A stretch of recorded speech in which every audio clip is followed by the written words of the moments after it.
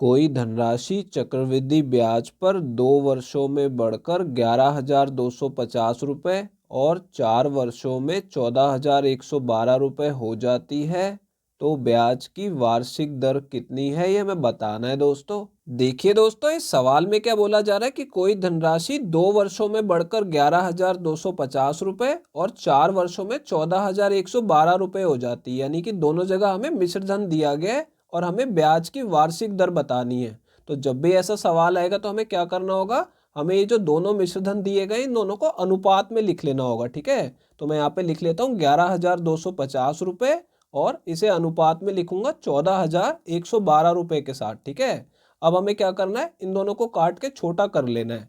अब दोस्तों इन दोनों को 9 से काटा जा सकता है, तो पहले मैं इसे 9 से काटूंगा। देखिए यहाँ पे, तो ये पहले 1 पे कटेगा, फिर 2 शेष बचेगा, फिर ये 2 पे कटेगा, फिर 4 शेष बचेगा तो 45, फिर ये 5 पे कट जाएगा। ठीक है, और इस जीरो को लगा देंगे साथ में।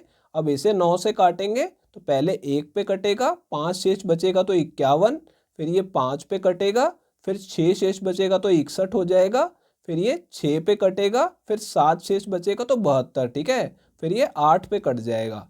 अब देखिए इन दोनों को 2 से और काटा जा सकता है, तो मैं इसे 2 से काटूंगा तो पहले 6 पे कटेगा, फिर 2 पे कटेगा और 1 शेष बचेगा, फिर ये 5 पे कट जाएगा। ठीक है, इस तरीके से इसे 2 से काटेंगे तो पहले ये 7 पे कटेगा, फिर ये 16 हो जाएगा, फिर ये 8 पे कटेगा और ये 4 पे कट जाएगा। ठीक है, अब देखिए इन्हें हमें तब तक काटना है जब तक यहाँ पे ये वर्ग संख्या है, यानी कि स्क्वायर नंबर ना आ जाए, क्योंकि यहाँ पे वर्षों का अंतर देखिए कितना है, यहाँ पे 4 वर्ष और ये 2 वर्ष। ठीक है, तो इनका अंतर निकालेंगे तो 2 वर्ष आ रहा है। ठीक है, अगर यहाँ पे 2 वर्ष अंतर आएगा तो हमें इसका वर्गमूल करना है, यानी कि स्क्वायर रूट करना है।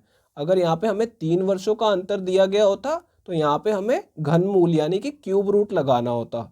तो देखिए दोस्तों, जब हम इसका यहाँ पे स्क्वायर रूट करेंगे तो कितना आ जाएगा, 25 आ जाएगा, और इसका स्क्वायर रूट कितना आ जाएगा, 28 आ जाएगा। ठीक है, अब देखिए यहाँ पे ये जो संख्याएं आई हैं इन्हें हमें मूलधन यानी कि प्रिंसिपल और इसे मिश्र धन यानी कि अमाउंट मान के चलना होगा। ठीक है, यानी कि हमने 25 रुपये लगाए तो हमें वापस कितना मिला, 28 रुपये मिले, यानी कि ब्याज कितना मिला, 3 रुपये का ब्याज मिल रहा है। ठीक है, तो अब ब्याज की दर देखिए कैसे निकालेंगे, हमें 3 रुपये का ब्याज मिल रहा है और किस पे मिल रहा है, 25 रुपये पे मिल रहा है। ठीक है, तो यहाँ पे 25 को नीचे भाग में लिखेंगे और प्रतिशत में बदलने के लिए 100 से गुणा भी कर देंगे। तो देखिए 25 से मैं इसे काटूंगा तो ये 4 पे कट जाएगा और इन दोनों को गुणा करेंगे तो कितना आ जाएगा, 12% आ जाएगा। ठीक है, यानी कि ब्याज की दर कितनी है, 12%।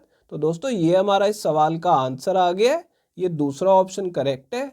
यदि किसी धनराशि पर 5% वार्षिक दर से 3 वर्ष के चक्रवृद्धि ब्याज और साधारण ब्याज का अंतर 244 रुपये है, तो वह धनराशि ज्ञात करो। देखिए दोस्तों, इस सवाल में हमें 3 वर्ष के चक्रवृद्धि ब्याज और साधारण ब्याज का अंतर दिया गया है। ठीक है, और हमें वो धनराशि बतानी है यानी कि मूलधन बताना है। तो देखिए दोस्तों, इस सवाल में हम क्या ट्रिक लगाएंगे, जो भी हमें अंतर दिया गया पहले हमें उसे लिख लेना है। ठीक है, तो यहाँ पे 244 रुपये 3 वर्षों का अंतर दिया गया है और ये अंतर किसके बराबर होता है, ये देखिए यहाँ पे जो मूलधन है उसे मैं P मान रहा हूँ। ठीक है, क्योंकि हमें इसे निकालना है, पहले हमें मूलधन लिखना होता है, उसके बाद हमें इसे दर से गुणा करना होता है। दर हमारी 5% है, तो 5% को मैं कैसे लिखूंगा, 5/100। ठीक है, और इसे हमें 2 बार गुणा करना होगा, तो मैं 5/100 से 2 बार गुणा करूंगा। ठीक है, अब क्योंकि ये 3 वर्षों का अंतर है तो आपको ध्यान रखना है, जो तीसरी बार हमें गुणा करना है यहाँ पे हमें पहले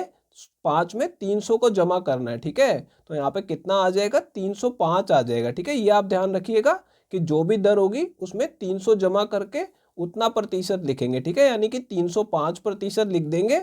अब देखिए दोस्तों, हमें इसे सॉल्व करना है और मूलधन की वैल्यू निकालनी है। ठीक है, तो देखिए इन दोनों को मैं 5 से काटूंगा तो नीचे 20 आ जाएगा और ऊपर 1 आ जाएगा। ठीक है, इसी तरीके से इसे भी काट देंगे तो नीचे 20 आ जाएगा और ऊपर 1 आ जाएगा।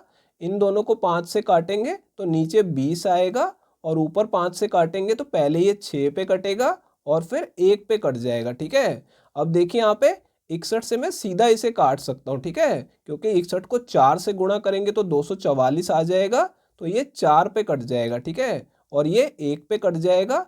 अब देखिए दोस्तों, इन्हें गुणा करेंगे तीनों को तो यहाँ पे नीचे 8,000 आ जाएगा। ठीक है, तो 8,000 को जब हम ऊपर ले जाके 4 से गुणा करेंगे तो कितना आ जाएगा, 32,000 रुपये आ जाएगा। ठीक है, और इस तरफ क्या बचा हुआ है, सिर्फ पी बचा हुआ है। तो पी की वैल्यू कितनी आ गई है, 32,000 रुपये आ गई है। तो दोस्तों ये हमारा इस सवाल का आंसर आ गया है, ये तीसरा ऑप्शन करेक्ट है। दोस्तों अगर ये वीडियो आपको पसंद आई हो तो इसे लाइक कर दीजिए, और दोस्तों अगर आप लोग चैनल पे नए हैं तो चैनल को सब्सक्राइब जरूर कर लीजिएगा, और दोस्तों नोटिफिकेशन बेल को दबाना बिल्कुल मत भूलिएगा। तो दोस्तों इस वीडियो को यहीं ख़त्म करेंगे, आपसे मिलते हैं अब अगली वीडियो में।